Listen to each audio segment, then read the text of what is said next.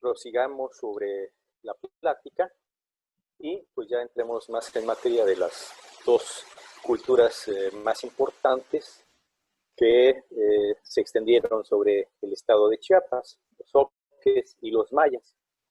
Bueno, los oques es una cultura muy antigua, se establecen principalmente en la depresión central de Chiapas, en la sierra, las sierras nortes, pero del lado occidental, y hasta la planicie costera.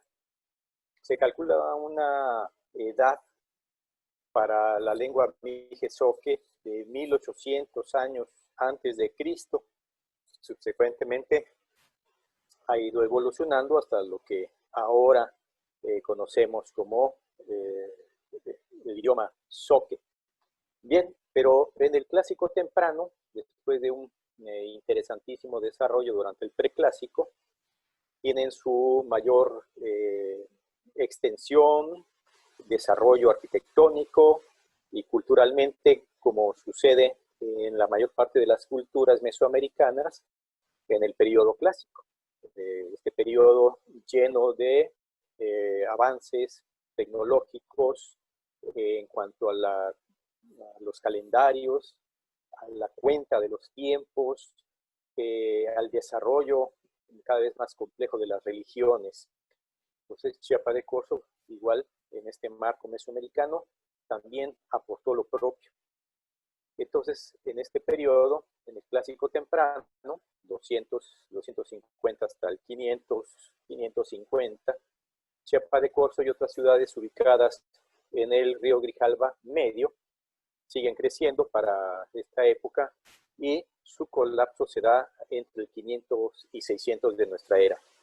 Probablemente el cierre de lo que fueron una serie de redes comerciales que estaban en buena medida impulsadas desde el altiplano central de México por Teotihuacán, este emporio de gran importancia mesoamericano. También tuvo importantes contactos e influencias en la depresión central, todas estas ciudades, igual que en la planicie costera del Pacífico. Entonces, esta red comercial que existía a lo largo del río Grijalva, que como sabemos nace en los Cuchumatanes, en Guatemala, y va a desembocar después de un largo trayecto por el estado de Chiapas a Tabasco y de ahí al Golfo, era una importantísima vía de comunicación y de comercio.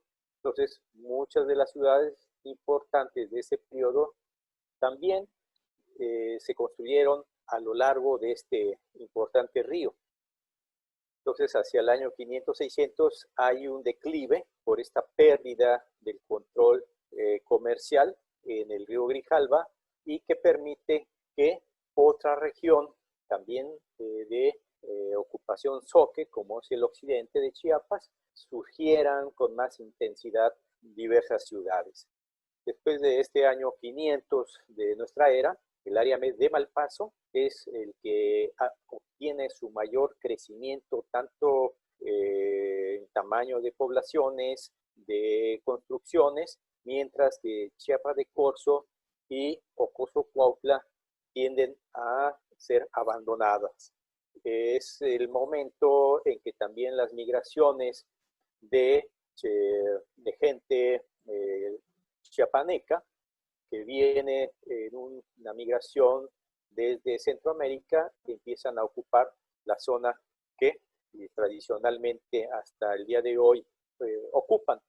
De tal manera que Chiapa de Corzo es invadida y son limitados los habitantes zoques, quedan bajo el poder de esta nueva comunidad, los chiapanecas. De tal manera que el desarrollo zoque se va hacia el lado de Malpaso, toda la zona occidental del estado noroccidental. Hay que señalar que muchos de los avances que se tienen sobre los estudios de los zoques, diversos personajes, investigadores a lo largo de 40 años o más de aportaciones, Liceo Linares, compañero arqueólogo, ha hecho una serie de aportaciones muy interesantes, muy importantes. Hemos retomado en buena medida muchos de los materiales que él ha publicado, como la distribución que vemos aquí de los sitios zoques. Hay algo que se llama el patrón axial.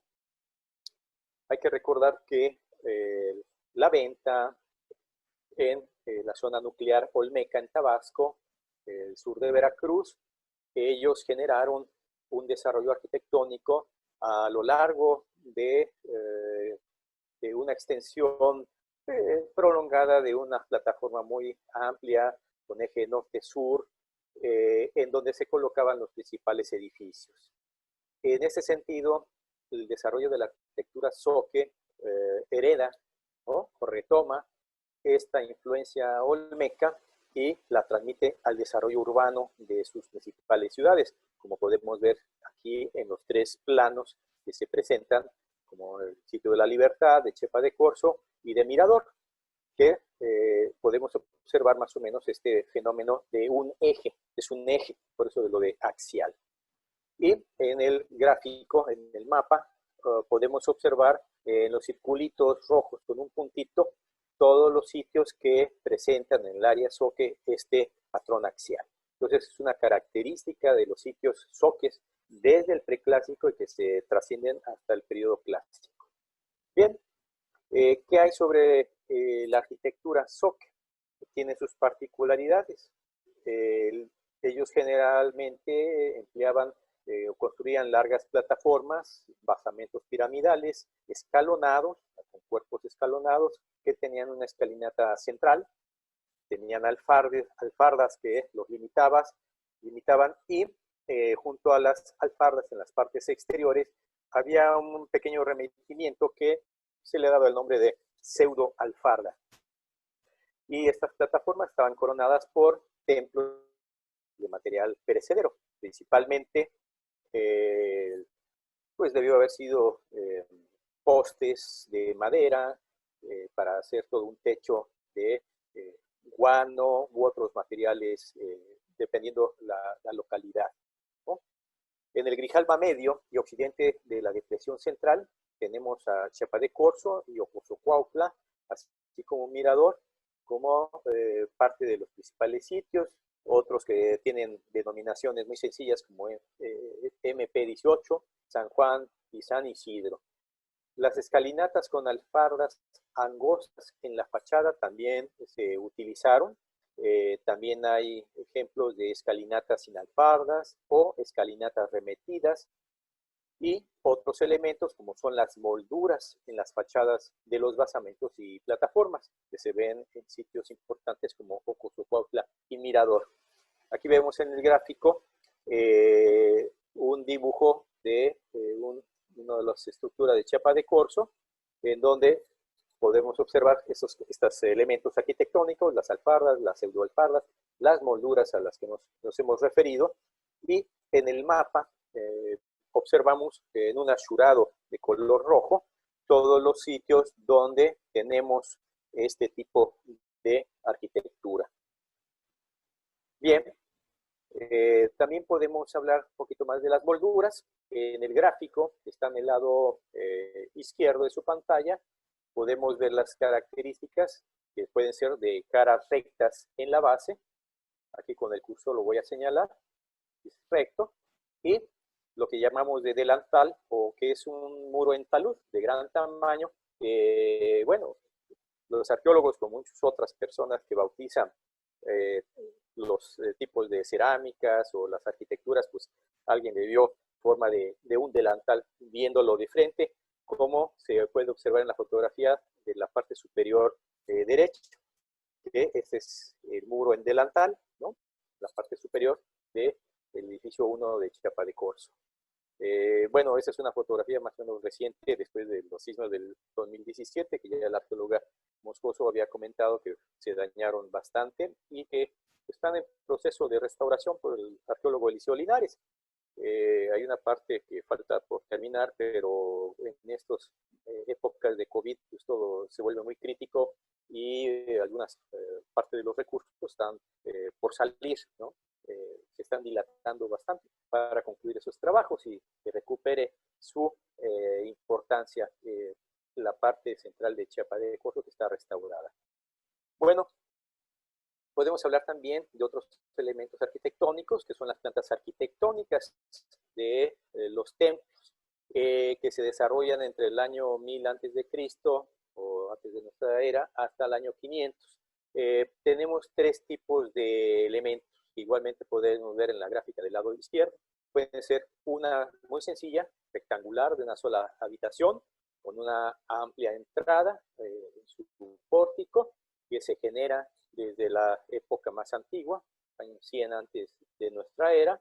Tenemos otros dos ejemplos, los rectangulares con dos habitaciones. La entrada a ambas habitaciones es la entrada de la habitación exterior, y la interior se logra mediante el uso de muros cortos y en la parte media o elevando ligeramente el piso de la mitad trasera a manera de escalón y generar un recinto privado para seguramente habitacional y actividades rituales. En la habitación exterior algunas veces se presentan columnas de mampostería que podemos ver en estos ejemplos, ¿no? Se ven ahí los circulitos en los pórticos, que es donde clavaban los postes para la construcción del techo, ¿no? Así tenían un pórtico mucho más amplio. Esto se da también a partir del año 100 antes de nuestra era. Y finalmente el tercer elemento arquitectónico son las plantas en forma de té. No de té para beber, que es muy sabroso, pero tiene la forma de una T, como podemos observar en el gráfico inferior, que se desarrolla un poquito más adelante, no mucho, hacia el año 0 de nuestra era, y que tiene 2 cuartos, simplemente que la parte posterior es más pequeño, está un poco más elevado el terreno, el nivel del piso. Esos son los tres tipos de cuartos que podemos ver en la arquitectura Zoque. Otros elementos son el juego de pelota, generalmente se encuentran en la parte central del sitio. El sitio de San Isidro, que está hoy en día bajo las aguas de la presa de Malpaso, es un sitio grande, tiene una característica principal entre el estilo Zoque, que es una doble cancha. Podemos ver en la gráfica, en el dibujo que está del lado derecho, las dos canchas divididas por una plataforma central, y pues, se puede acceder por los cabezales, que son el nombre que se les da a los extremos longitudinales.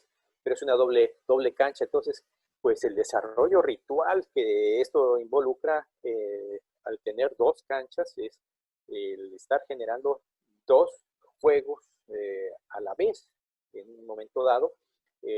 No era un asunto deportivo, hay que tomar en cuenta, sino era un asunto de tipo ritual, ¿no?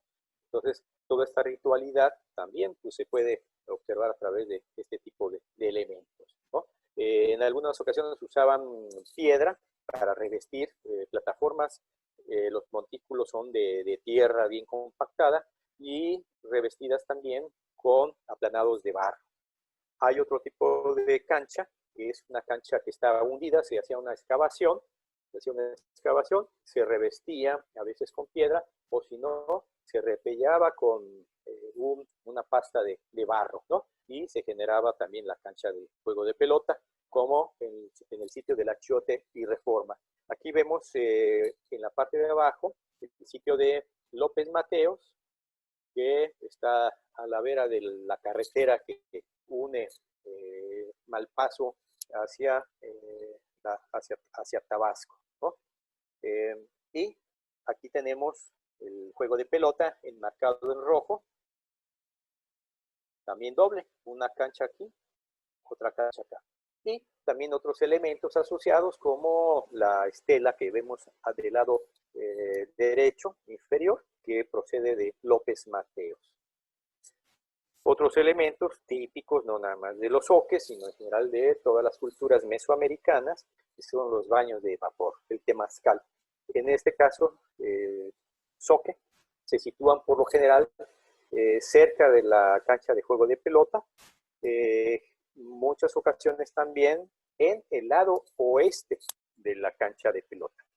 Este tiene una connotación también ritual porque en los rumbos cardinales entre la antigüedad mesoamericana, el oeste estaba asociado con el devenir del sol que va a entrar al inframundo a generar toda una lucha para renacer en el amanecer por el lado oeste, ¿no? Entonces, el lado de los muertos o de los sacrificios es el lado oeste. Entonces, también las purificaciones de los jugadores de pelota que se hacían previamente al juego se realizaban en estos baños de vapor.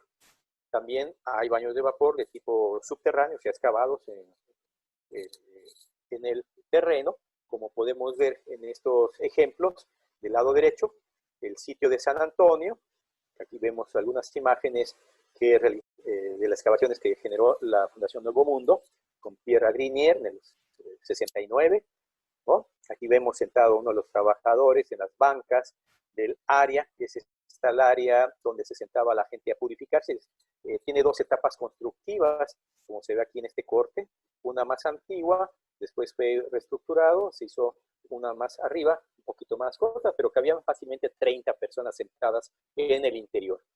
Y vemos aquí una entradita que daba hacia el cuarto más pequeño, que es donde se generaba el vapor de agua en fogones, porque se encontraron muchos restos de ollas fragmentadas, donde se ponía a hervir el agua con fogones y generaban el temazcal. Vemos en la parte inferior derecha el sitio de Malpasito, está en Tabasco, está peditas saliendo de Chiapas, ¿no? O sea que es la misma evento cultural Zoque, que también se comparte con parte de Tabasco.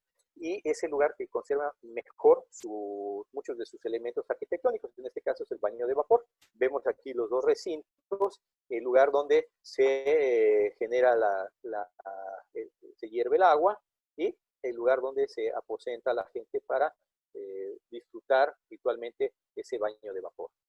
Estos son los dos recintos que conforman un baño de vapor, por lo general, ¿no? También tenemos baños de vapor, se han registrado en Ocoso Cuautla, en Chiapa de Corzo y en el Higo, en la reserva que me va el nombre, donde está el río La Venta, ¿no? Que excavaron los Domenici, Thomas Lee, entre otros, y aquí está el plano, la parte de donde se calienta el agua, y el aposento donde la gente recibía todo su vapor ritualmente. Bueno, ¿qué hablar de las costumbres funerarias?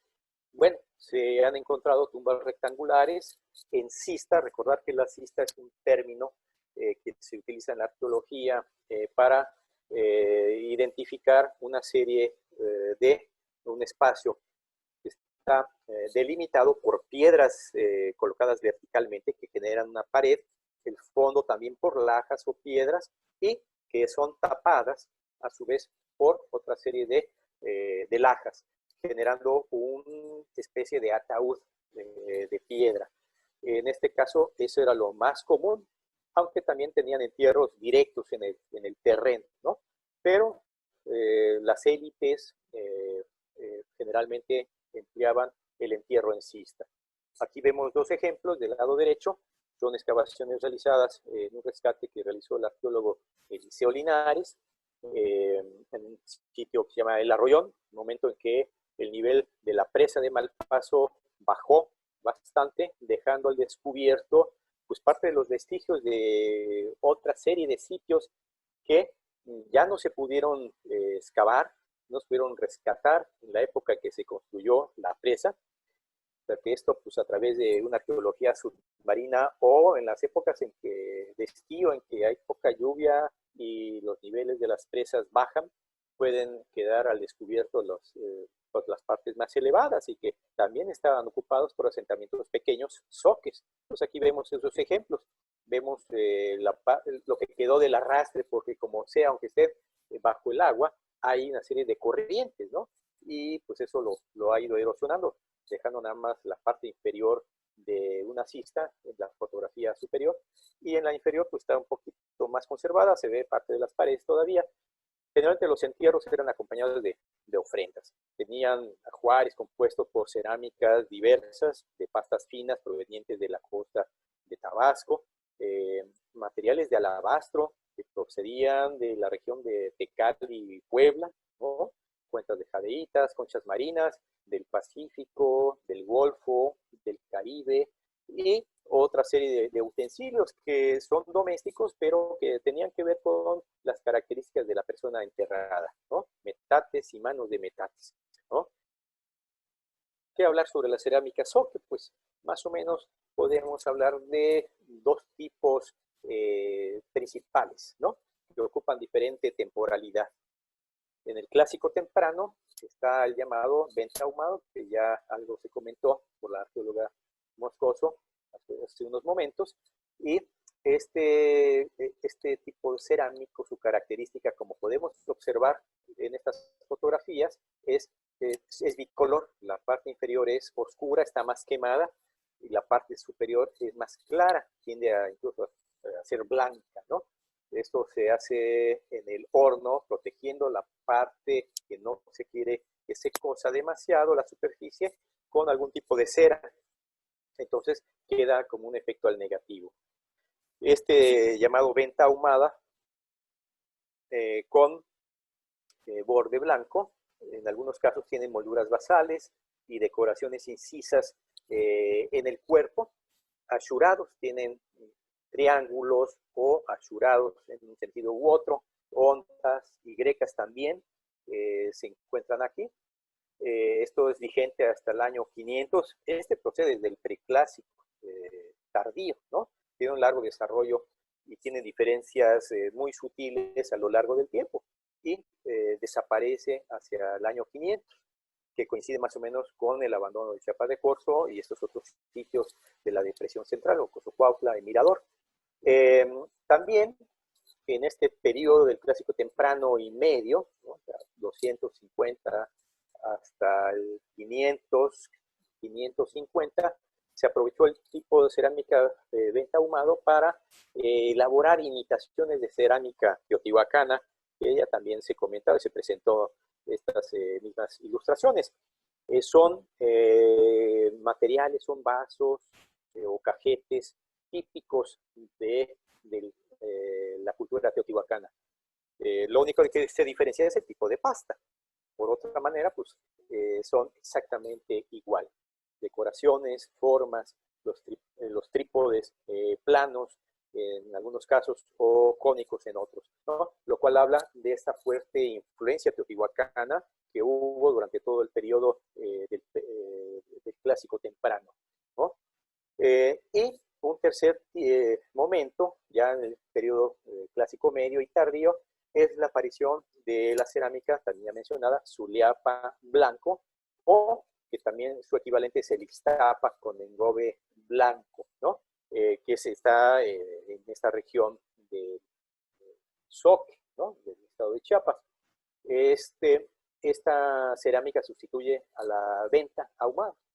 Es una cerámica mucho más fina, tiene seguramente por usarse materiales que se importaban desde la costa de Tabasco, de donde se obtienen ese tipo de cerámicas, y tiene una influencia también que proviene de la zona centroamericana, ¿no? Pero se desarrolla en esta parte Zoque. Entonces, este es el otro material significativo. Aquí vemos en estos mapas la distribución de ambos materiales. En el lado izquierdo, el de venta ahumado, en la zona achurada, es mucho más amplia, como se puede ver en el lado derecho de la cerámica Zuliapa, con engobe, que se restringe a la zona del occidente. Y esto es obvio porque pues, la parte oriente, media y oriente, desaparecen al final del periodo clásico temprano, ¿no? Medio y temprano. Por lo cual se mantienen estas ciudades funcionando mucho más tiempo que lo que fue Chiapa de Corzo o el propio Cozocuautla, desarrollando este otro tipo de cerámica, ¿no? Bueno, dejando a un paso esta visión general, que me gustaría nada más hacer un comentario sobre las cuevas. Las cuevas en la cultura zoque fueron de gran importancia. En general tenemos para todas las culturas mesoamericanas, pero había un uso muy particular de ellas por los zoques, desde el periodo preclásico, ¿no?, hasta el posclásico, ¿no? Pero durante el clásico temprano hay una explosión por el uso de estas cuevas que en toda la región que ocupó la cultura zoque, ¿no?, de la depresión central y la parte occidente y norte del estado, noroccidental, eh, por las formaciones de caliza, las formaciones kársticas, hay muchas cuevas. Se han encontrado una gran cantidad de estas que fueron ocupadas y sus características son como si fuera un espacio, una bodega donde se acumulaban vasijas, platos y cajetes apilados unos sobre otros, formando filas de 50 centímetros, 60 centímetros, y todo el interior de las cuevas muchas veces estaban totalmente llenas. No todos son del mismo periodo, hay diversas opiniones que podrían ser un lugar de reservas de alimentos, pero el tener apilados los materiales en este tipo de cuevas, pues obviamente no era para almacenar, sino quizá había rituales cada X tiempo y se guardaban como ofrenda los materiales a lo largo de muchos siglos. Entonces, eso es muy, muy característico. Y también, pues desafortunadamente, pues, han sido muy saqueadas, ¿no? Nos falta como ciudadanía el concepto de valorar este patrimonio, no nada más el de las cuevas, todo el arqueológico, el histórico, ¿no?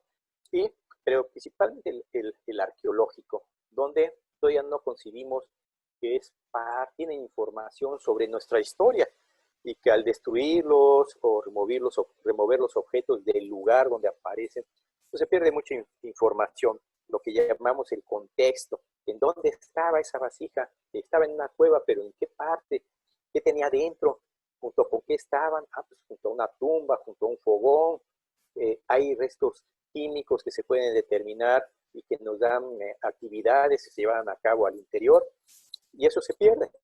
Entonces, nos complica a los arqueólogos el poder reconstruir este gran rompecabezas de millones de pequeñas piececitas que es la historia arqueológica de nuestro país. Entonces, bueno, pues esperemos que también algún llamado a todos nuestros que nos vayan a estar observando estos videos, pues también para impulsar la protección de todo este patrimonio. Mejor llamar a Lina, no tener miedo de que me van a quitar mi terreno o lo van a expropiar, o entrar al rol del creo, ¿no? Y venderlas. Vendemos partes de nuestro corazón, ¿no?, que es nuestro pasado. Bueno, pasemos a los mayas. Igual sus características. En nuestro estado, pues, podemos dividir la presencia maya por los estilos arquitectónicos que emplearon. En este sentido, está el estilo bajo Usumacinta, ya que el río Usumacinta, perdón, es para los mayas, lo que para los zoques fue el Grijalva, todo un eje de desarrollo. Entonces el Usumacinta, en su largo trayecto, también desde Guatemala hasta la costa del Golfo en Tabasco, es base para el asentamiento adecuado de infinidad de ciudades, poblados de diferente tamaño. Pero tienen su desarrollo arquitectónico, el manejo de sus materiales y los espacios que lograron con su arquitectura. De esta manera vemos en el plano que editó y publicó Paul Kendrop, un importante arquitecto dedicado a la arquitectura prehispánica con muchas aportaciones, en paz descanse, nos dejó este tipo de material. Tenemos aquí, nos sirve para ejemplificar los tres estilos, las regiones, el bajo Usumacinta, ¿no?, el alto Usumacinta, que acaba en la frontera con Guatemala, y el estilo de los altos orientales.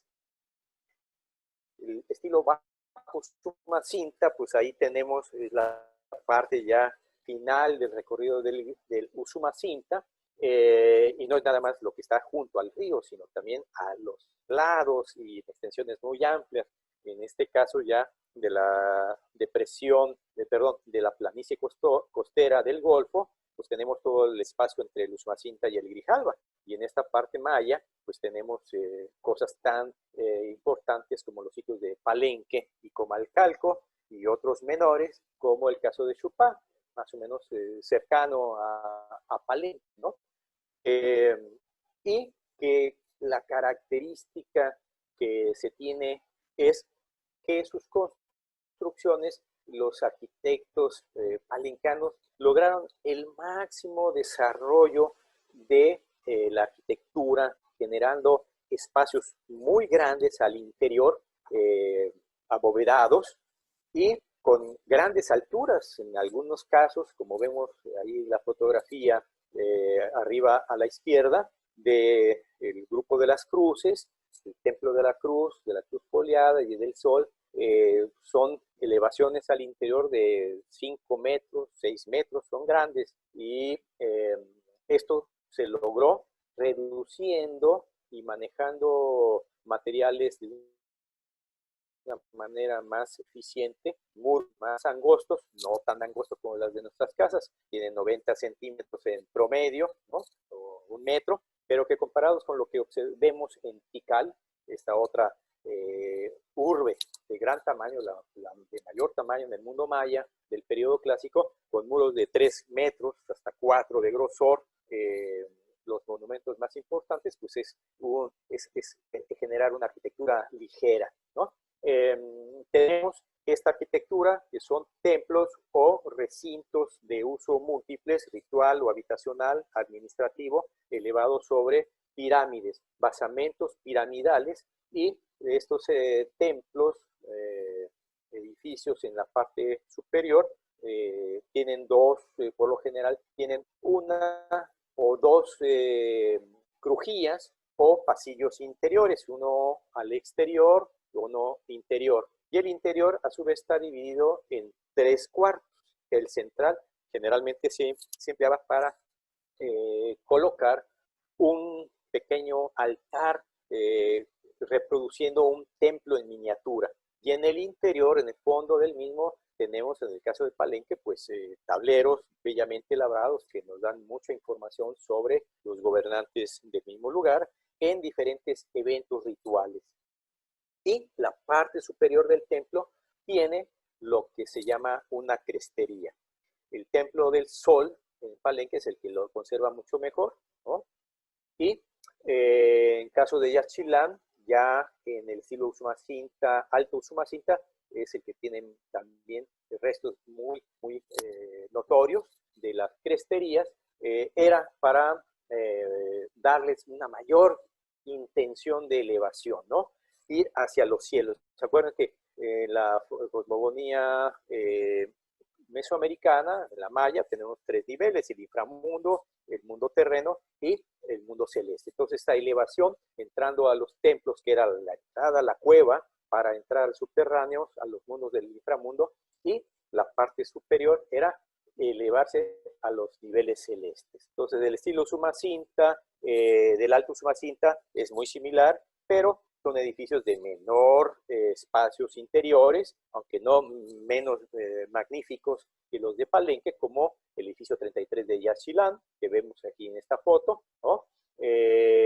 Tenemos otros ejemplos, como La Canja, Bonampak, en este Alto Usumacinta, y sitios como Plan de Ayutla, Nuevo Celtal, Nuevo La Canja, Nuevo Jalisco. Hay una playa de sitios en esta región de Alto Usumacinta que nos refleja esta arquitectura un poco más sencilla que la de sus vecinos de Palenque. Y en el estilo Altos Orientales tenemos sitios como Tenán Puente, Tenán Rosario, Lagartero, que está más bien un poquito bajando hacia la depresión, ¿no? Pero que comparte el mismo estilo arquitectónico, y Chincultec, que es el uso de piedra muy bien cortada y que se puede armar a hueso, ¿no?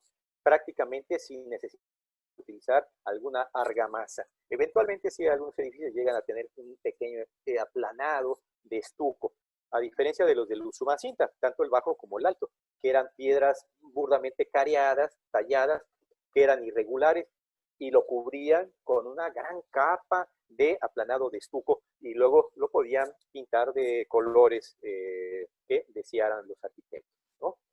Entonces esas son las características. Una influencia también que tiene que ver con los no tan vecina, pero en la ruta de comercio y de influencias culturales con la región de el Petzibatún, en el lado de Guatemala, donde nace el río Salinas, el Chichoy, y luego generan el Usumacinta. Ahí también tenemos ese tipo de arquitectura de piedra bien tallada y bien cariada, y que se extiende hasta Copán, en el extremo oriental, suroriental del mundo maya, la otra capital importante, ¿no? El juego de pelota, igual que con los soques, pues tenemos canchas abiertas y cerradas, algunas pueden estar sumidas en el terreno, como la de Toniná, ¿no? Como vemos aquí en los ejemplos, en las fotografías, tenemos unas que son mucho más grandes, que se pueden observar como en Toniná, y otras más pequeñas, aunque el sitio puede ser muy importante como en Palenque. Su juego de pelota es pequeño relativamente, como el de Yaxchilán. Entonces, esto también pues, tenía todo el rol ritual mismo del juego de pelota, que es el combate de los gemelos preciosos para ir al inframundo y rescatar los huesos de sus padres y el maíz para dárselo a la humanidad. Estos juegos de pelota tienen marcadores. Hay diferentes tipos. Unos que están ubicados al centro del juego de la cancha, ¿no? En el eje central, que pueden ser columnas de piedra como cilindros o un poco más anchos, de menor altura, y pueden ser también, como en el caso de Toniná, ser colocados en las paredes del talud de los basamentos laterales, que en este caso en Toniná son representaciones de cautivos, ¿no? Los clásicos son de aro, como los que hay en Chichén Itzá. Aquí básicamente tenemos de estos que estoy marcando.